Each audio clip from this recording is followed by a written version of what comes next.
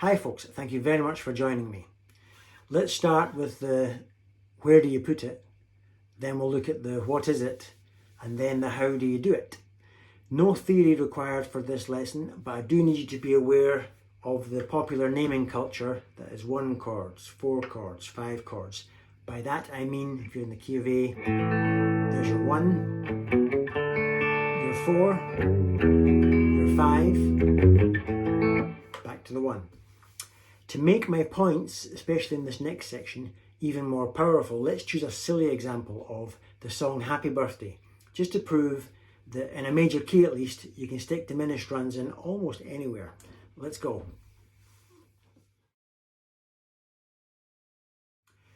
Watch this, right? Happy Birthday, the key of A. I'm on the 1.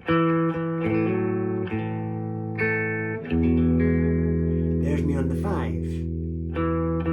Now is where I should stick the diminished. In time for me arriving back at the 1, which is where I am now.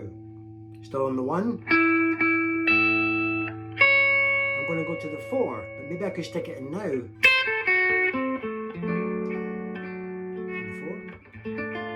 4 minor.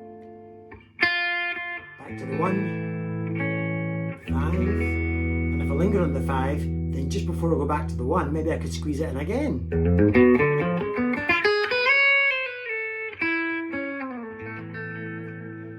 Now, none of that was particularly tasteful in the context, but you get the idea. To summarise, when you're on the 1 and you're about to go to the 4, now, that's when you do it. So by the time you arrive at the 4, you've landed. You spent some time on the 4, you're maybe going to go back to the 1. Do it now before you get, just as you're coming back to the 1. Then if you're now going to go to the 5, to anticipate the 5, do it now so that when the 5 comes along, you can land again after having just done the diminished run. And then just like I did there, when you're on the 5 and you're about to go back to the 1, do it again now. That's the theory. Now we're talking about a major key only, it's slightly different in a minor key. Right, here's an example in a rock and roll context. Blues shuffle, key of G, and I'm going to stick diminished in from the 1 going to the 4 back to the 1 going to the 5, and the 5 back to the 1. Not the most tasteful thing to do, but I'm going to do it anyway just in the interests of explaining. Here's our shuffle, key of G, there's your 1. Here goes.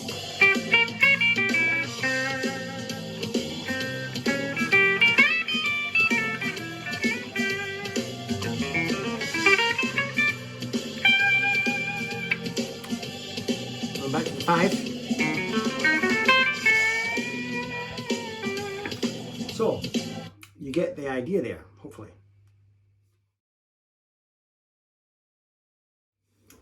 Right, let's switch to minor keys. Whole different ball game. If typically a minor key, let's say A minor, has your 1 chord is a minor, your 4 chord typically a minor, in this case D minor, back to our 1 chord. But typically your 5 chord is a straightforward, in this case E7, or maybe the Hendrix, but something with a major third in it. When that is exhausted and you're going to go back to the 1 perhaps, or back to the 4, that's when typically you would do your diminished. So much less opportunity in minor keys to cram the song fully diminished. But that's what makes it so sweet, because you're playing on the minor 1 and the minor 4 all very sympathetically, and then when you get to the 5 chord, if it is a nice 7th chord, you can run wild with your diminished or augmented or whatever other tension run you want to do. Here's what I mean. Here's your track, E minor. 1,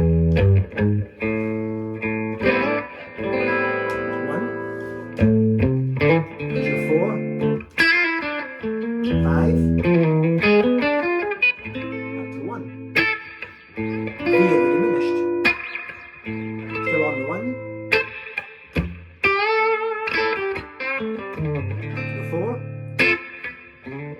still on the 4,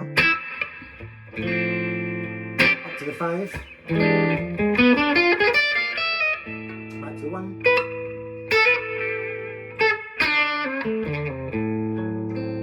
still on the 1, G to 13, get the 5, into the 4, 4 again, back to the 1, up to the 5.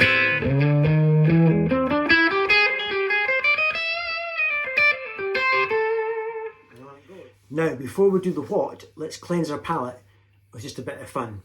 Here's me jamming over a track, a blues shuffle in G, and I'm sticking in not diminished at every single opportunity, especially not in the first verse, but as it starts to roll forward, you'll see every time you feel tension that leads you somewhere, this is me mucking about with diminished. And I think on one occasion I even used an augmented. Let's go.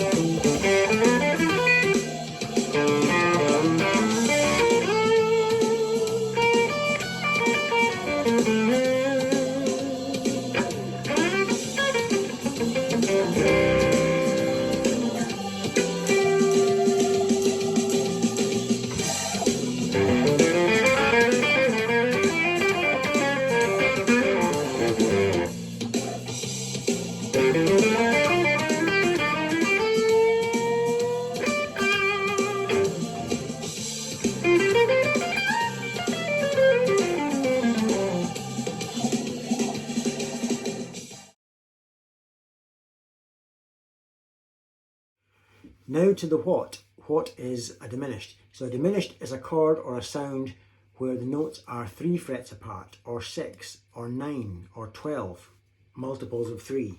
So for example, that's where I'm going to play diminished for the sake of this example. That's the fourth fret of the D, 5th on the G, 4th on the B, and 5th on the thin E. Now, this note here is actually 6 frets in value beneath that note there on the G string. And this note on the G string is 3 frets beneath the value of this middle finger on the B.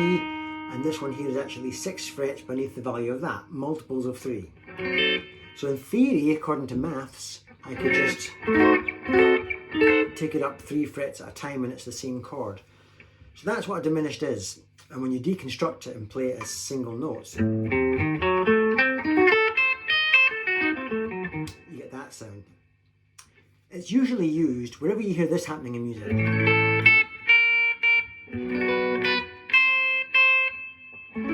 These little half steps are very often diminished.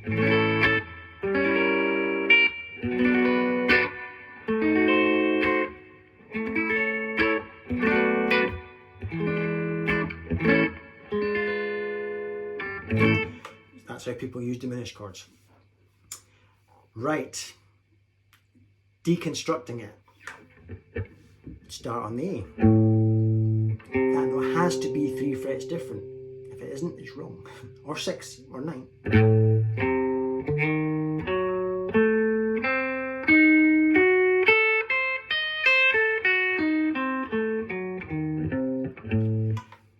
Slow that down.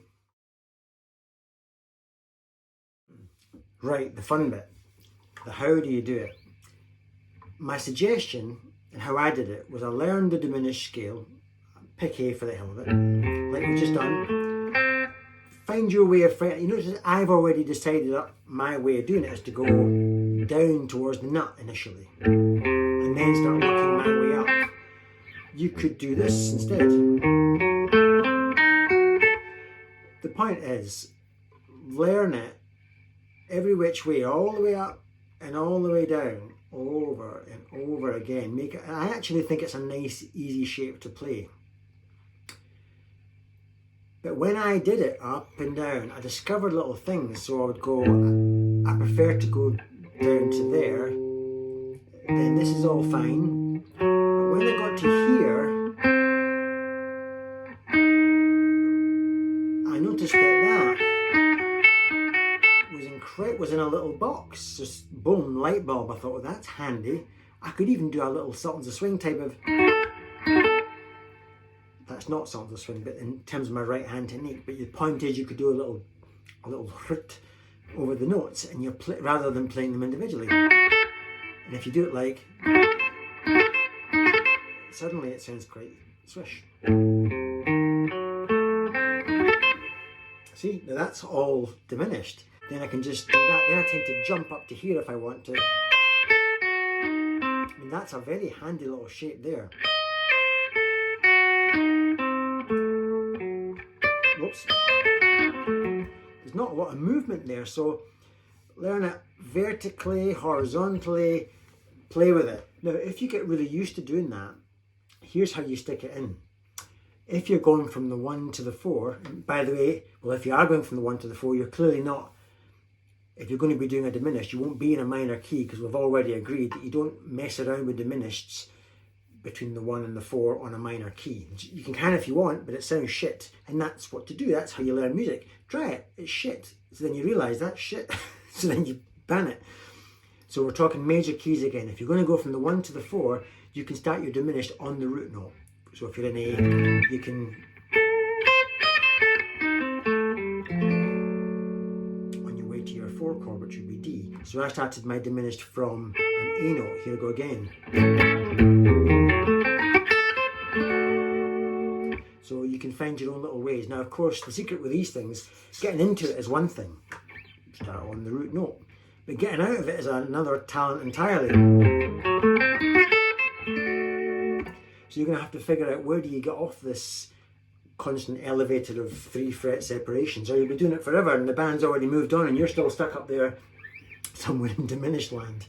So I like, for example, so at some point you have to break out of that diminished, and you've got to figure out, using your ear tastefully, where do you get out of it? So this is strictly diminished, strictly diminished, strictly diminished, strictly diminished, strictly diminished. That is no longer strictly diminished, but that is. But that isn't. So in other words, I've chose to get off the bus there.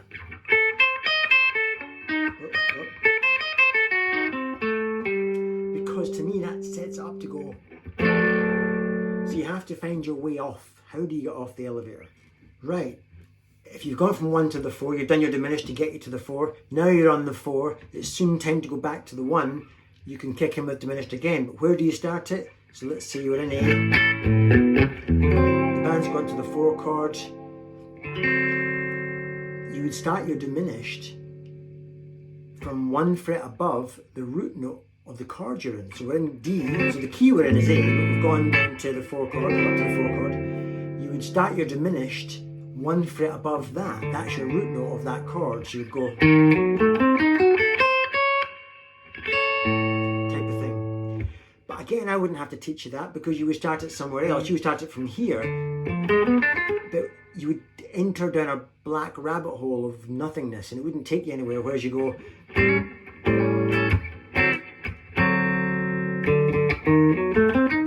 all sounds right, it's leading me somewhere. So you don't have to get that right, because when you get it wrong, your guitar will tell you it's not right, it sounds shit. Start it from there. Conversely, if you start it from a fret from there, that will sound shit. You think, whoa, where am I going with that? So it's trial and error. Now, when you're on the 5 chords, so in the key of A,